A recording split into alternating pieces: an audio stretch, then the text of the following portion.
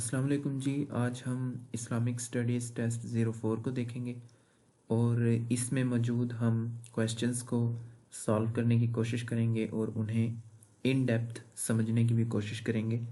जैसे कि हम आपसे पहले भी जो है वो टेस्ट जो है बनाते आ रहे हैं इस्लामिक स्टडीज़ पर, क्योंकि ये हमारी पहली सीरीज़ है और हम चाहते हैं कि आप जो है वो इस सीरीज़ के थ्रू अच्छी से अच्छी प्रिपरेशन कर सकें, इस्लामिक हिस्ट्री को जान सकें और एग्ज़ाम्स में जो है वो बेटर परफॉर्मेंस दिखा सकें, क्योंकि इस्लामिक स्टडीज़ अब बहुत ज़्यादा इम्पोर्टेंट सब्जेक्ट है आपके कंपैरेटिव एग्ज़ाम से रिलेटेड।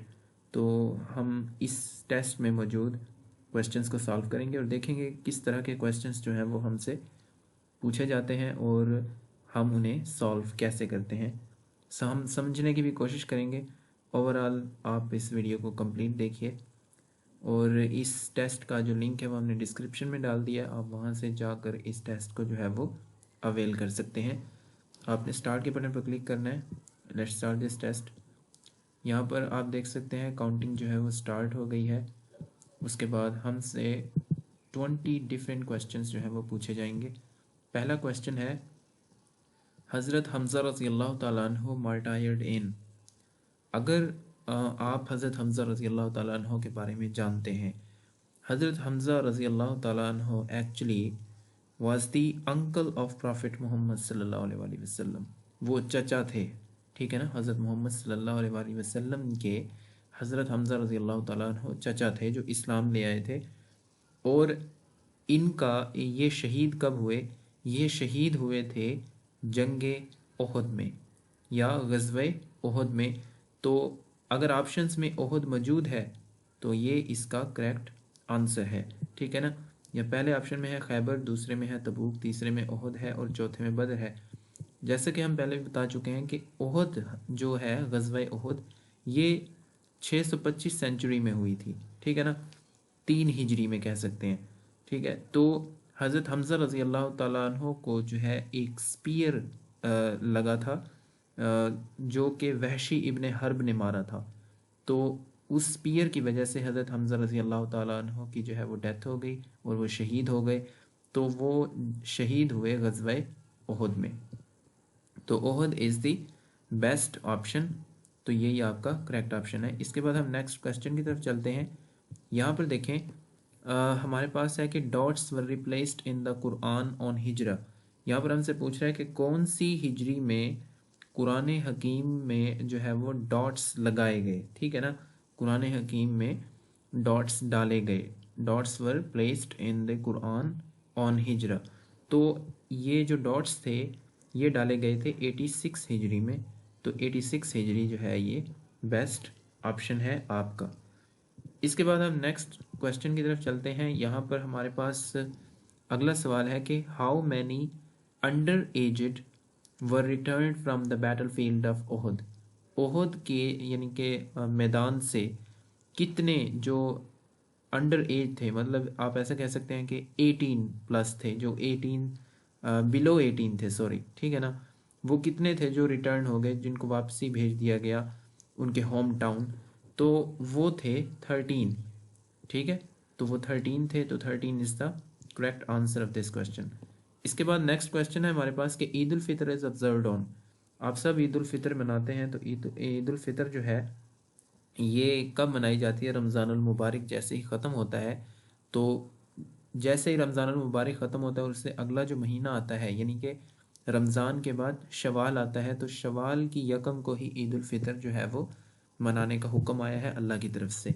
तो first Shawwal is the correct answer, हमारा यही आंसर ठीक है। इसके बाद हम नेक्स्ट चलते हैं। यहाँ पर देखें, हमारे पास नेक्स्ट क्वेश्चन है कि how many copies of the holy Quran were present at the time of हज़रत उस्मान रज़ी अल्लाह ताला अन्हु। यहाँ पर वो कहने की कोशिश कर रहे हैं कि जब हज़रत उस्मान रज़ी अल्लाह ताला अन्हु का रेन, ठीक है ना, जब उनकी खिलाफत आई, जब उनका दौर आया, तो उस वक्त कुरान हकीम की कितनी कॉपीज़ जो है वो मौजूद थी, कितनी नकलें मौजूद थी? उस वक्त 1 लाख नकलें मौजूद थी। अगर आपको हिस्ट्री का पता है, इस्लामिक हिस्ट्री का, तो आप इसका बखूबी जो है वो अंदाज़ा लगा सकते हैं कि जब हज़रत उस्मान रज़ी अल्लाह ताला अन्हो का दौर खिलाफत आया तो उस वक्त कुरान हकीम की 1 लाख कॉपीज़ जो है वो मौजूद थी। तो यही हमारा करेक्ट आंसर है। इसके बाद हम नेक्स्ट चलते हैं। यहाँ पर हमारे पास नेक्स्ट क्वेश्चन है कि masks mentioned in the holy Quran are. तो कुरान हकीम में कितनी मस्जिदों को जो है वो मेंशन किया गया है। तो अगर आपने कुरान हकीम पढ़ा है तो आपको पता होगा कि कुरान हकीम में 4 मसाजिद यानी कि 4 मस्जिदों को जो है वो बताया गया है, उनके नाम पुकारे गए हैं। पहली मस्जिद जो है वो मस्जिद अल हराम है, ठीक है ना। इस यानी कि खाना काबा या मक्का के अंदर खाना काबा जो है मस्जिद अल हराम, इसका ज़िक्र कुरान पाक में आया है। दूसरी मस्जिद अक्सा है जिसका ज़िक्र कुरान पाक में आया है, ठीक है, जो कि फ़लस्तीन के अंदर है। और तीसरी जो मस्जिद है वो तकवा पर जो मस्जिद बनाई जाए, ठीक है ना। इसका अभी नाम जो है वो मेंशन नहीं है, लेकिन उलमा ये कहते हैं कि वो मस्जिद कुबा है।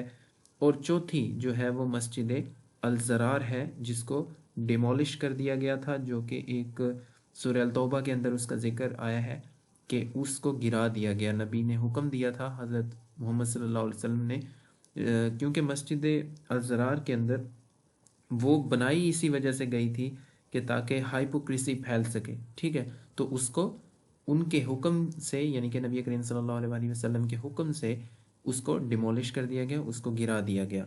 तो यानी कि अगर टोटल देखें तो 4 मस्जिदों के जो है वो जिक्र आया है कुरान मजीद में, तो 4 इज़ द करेक्ट आंसर। इसके बाद हमारे पास नेक्स्ट क्वेश्चन है कि Uhud is the mountain near. तो ओहद जो है ये एक जो है माउंटेन है, ठीक है, एक पहाड़ है, ये किसके करीब है। तो ये पहाड़ ओहद ये जो है मदीना के करीब है। ये मदीना के बिल्कुल करीब है। अगर आप मस्जिद नबवी के नॉर्थ में देखें, ठीक है, तो ये नॉर्थ में मौजूद है ओहद। और तकरीबन ये शहर से 5 किलोमीटर के फासले पर जो है वो मौजूद है। इसके बाद हम नेक्स्ट क्वेश्चन की तरफ चलते हैं।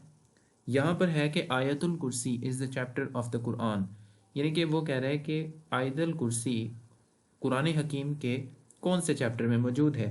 तो आयतुल कुर्सी जो है वो दूसरे चैप्टर में मौजूद है।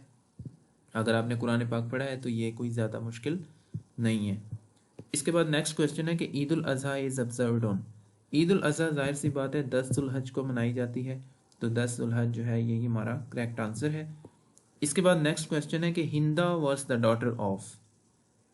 हिंदा हिंदा कौन थी जिसने हज़रत हमज़ा रज़ी अल्लाह तआला अन्हु का जो है वो जिगर चबाया था कच्चा, ठीक है ना। तो हिंदा जो है ये उतबा की बेटी थी, उतबा इब्ने रबीहा उसकी ये बेटी थी। तो इसको अगर आप यानी कि कहें कि हिंदा बिनते उतबा, इसने बाद में इस्लाम कबूल कर लिया था, ठीक है ना। ये अगर आप इसको थोड़ा सा हम इसकी और हिस्ट्री में जाने की कोशिश करें तो ये जो हिंदा थी ये बनु अब्द शम्स, कुरैश में एक कबीला था बनु अब्द शम्स, उस कबीले से इसका ताल्लुक़ था। इसने जैसे ही फ़तह मक्का हुआ तो इसने उस वक्त इस्लाम जो है वो कबूल कर लिया बाद में, ठीक है ना। After the conquest of Mecca she accepted the Islam. और ये हिंदा ने जब इस्लाम कबूल कर लिया, यही हिंदा जो है she was the wife of Abu Sufyan ibne Harb, Abu Sufyan ibne Harb की ये बीवी बनी। और आपको पता होगा ये मुआविया इब्ने अबी सुफियान रज़ियल्लाहु ताला अन्हु की माँ भी हैं, यही माँ है मुआविया इब्ने अबू सुफियान की। तो हिंदा की ये जो है थोड़ी सी हिस्ट्री थी जो हमने आपसे शेयर की। तो ये यहाँ पर जो हमारा आंसर है वो उतबा है, हिंदा जो है वो उतबा की बेटी थी। इसके बाद हमारे पास नेक्स्ट क्वेश्चन है कि the first translation of Quran came in 1144 यानी कि 1144 in the world in which language. Quran हकीम 1144 में कौन सी लैंग्वेज में ट्रांसलेट होकर आया पहले, सबसे पहले। तो वो लैटिन है, लैटिन में ट्रांसलेट होकर आया था कुरान सबसे पहले। इसके बाद नेक्स्ट क्वेश्चन है कि the depth of ditch of Ahzab was. ग़ज़वा अहज़ाब में क्या हुआ था। नबी करीम सल्लल्लाहु अलैहि वसल्लम ने एक खंदक खोदने का हुक्म दिया सहाबा इकराम को। तो यहाँ पर वो हमसे उस खंदक की, उस गड्ढे की वो पूछ रहा है कि उसकी गहराई कितनी थी। तो उसकी गहराई जो है वो 20 फीट थी, तो 20 feet is the correct answer. इसके बाद नेक्स्ट क्वेश्चन है कि Eid ul Adha was offered in, Eid ul Adha कहाँ पर जो है वो पेश की गई, तो ईद उल अजहा जो है वो मदीना में पेश की गई थी। ठीक है, इसके बाद नेक्स्ट क्वेश्चन है कि what is the difference between Kufar and Islam. देखें, ये अल्लाह ताला का भी फरमान है और नबी करीम सल्लल्लाहु अलैहि वसल्लम के भी फरमान है कि मुसलमान और काफिर के दरमियान जो फ़र्क है वो क्या है, नमाज का। तो what is the difference between Kufar and Islam, सलात, नमाज। ठीक है, तो सलात इज़ द करेक्ट आंसर। इसके बाद नेक्स्ट क्वेश्चन है कि जमजम कम्स फ्रॉम विच लैंग्वेज। जमजम ये जो वर्ड है ये कहाँ से आता है, क्योंकि अगर आप इसको थोड़ा सा रीड करें, ठीक है ना, पिछले दौरों की बात है, इन एनिशियन टाइम्स के वो ये लिखते हैं, बल्कि अब तो किताबों में भी ये आने लगा है कि जमजम जो है ये इजिप्शियन लैंग्वेज से आया है, लेकिन इसका कोई सॉलिड जो है एविडेंस मौजूद नहीं है। ठीक है, तो जमजम जो है ये अरबिक से आया है, लेकिन इस टेस्ट में जो है आई थिंक इजिप्शियन को काउंट किया गया है, तो इजिप्शियन पर ही हम टिक करेंगे। ओवरऑल आपने जो है वो अरबिक पे टिक करना है। अगर बाद में इस तरह का अगर आपसे ये सवाल पूछा जाता है कि जमजम जो है वो वर्ड कौन सी ज़ुबान से आया है, तो आपने अरबिक को जो है वो टिक करना है, और अरबिक ही करेक्ट आंसर है। इजिप्शियन कुछ लोग कहते हैं कि ये इजिप्शियन से आया, लेकिन इसका कोई सॉलिड एविडेंस मौजूद नहीं है। इसके बाद हम नेक्स्ट क्वेश्चन की तरफ चलते हैं। हमारा नेक्स्ट क्वेश्चन है कि what was the length of the ditch made during the battle of Ahzab. ठीक है, अब देखें, हमने पहले क्या चेक की कि उसकी गहराई कितनी थी, वो 20 फीट थी। अब वो पूछ रहा है कि उसकी लेंथ क्या थी, उस डिच की, उस खंदक की।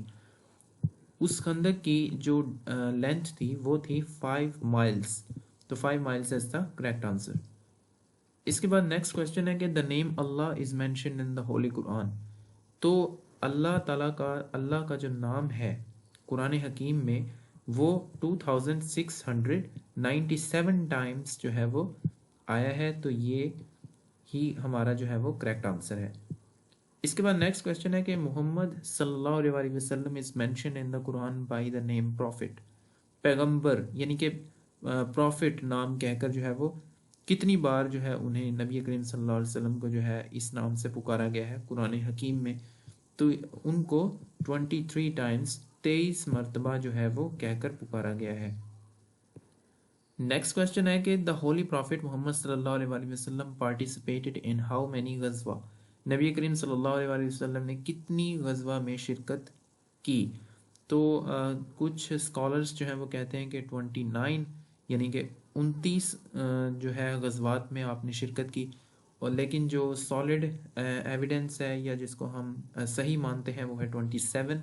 आप सल्लल्लाहु अलैहि वसल्लम ने 27 गज़वात में जो है वो शिरकत की। लास्ट हमारे पास क्वेश्चन है कि how many Muslims were to dig the ditch during the battle of Ahzab. जब ग़ज़वा अहज़ाब के लिए खंदक खोदी जा रही थी, जब उसकी खुदाई जारी थी, तो उस वक्त कितने मुसलमानों ने जो है वो उसकी ग़ज़वा अहज़ाब में खंदक की खुदाई के लिए शिरकत की। तो उनकी तादाद थी 3000। तो 3000 जो है यही हमारा करेक्ट आंसर है इस क्वेश्चन के लिए।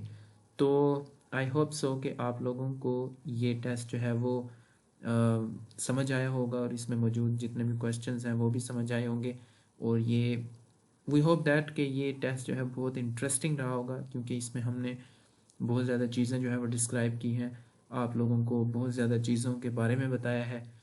तो मिलते हैं आपसे इसी तरह की नेक्स्ट वीडियो में, जिसमें आप लोगों के साथ मुख्तलिफ़ तरह की इन्फॉर्मेशन शेयर की जाएगी। तब तक के लिए अपना ख्याल रखिए। अल्लाह हाफिज़।